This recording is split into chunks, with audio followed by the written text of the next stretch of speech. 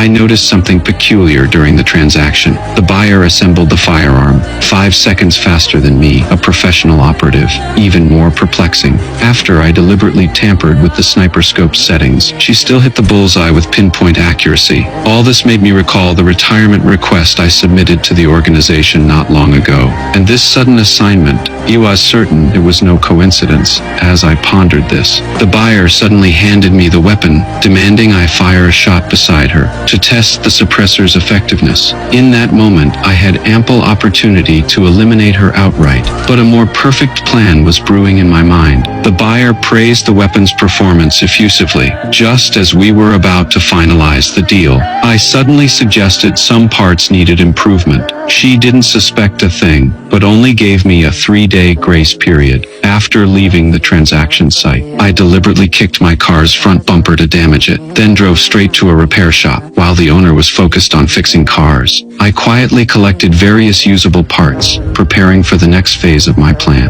Back home, I immediately began dismantling these parts. I placed the stolen metal washers on the workbench and hammered them repeatedly until they achieved the desired shape. I intended to use this scrap to replicate an identical weapon. Next, I precisely cut the stolen steel pipe into 12 segments and assembled them with the machined washers. Finally, I fitted a custom casing. A perfect replica silencer was complete. To pair with this silencer, I specifically purchased a second-hand firearm from the black market. After completely disassembling and reassembling it, it appeared indistinguishable from an ordinary gun. Yet every component had undergone meticulous adjustments. Now came the most critical part. I filed the bullet tips flat with a rasp, drilled a tiny hole into each one, then carefully injected a few drops of mercury. Even if these modified bullets missed vital organs, the mercury's toxin could deliver an instant, lethal blow. 3 days later, the transaction proceeded as scheduled. Just as I handed the modified bullets to the buyer, he suddenly demanded another inspection. I noticed the restaurant staff hurriedly retreating into the kitchen.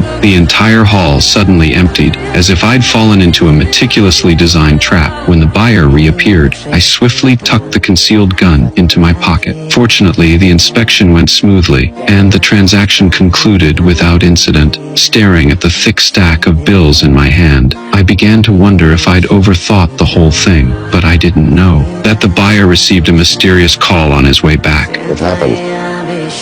There wasn't the opportunity. Find one.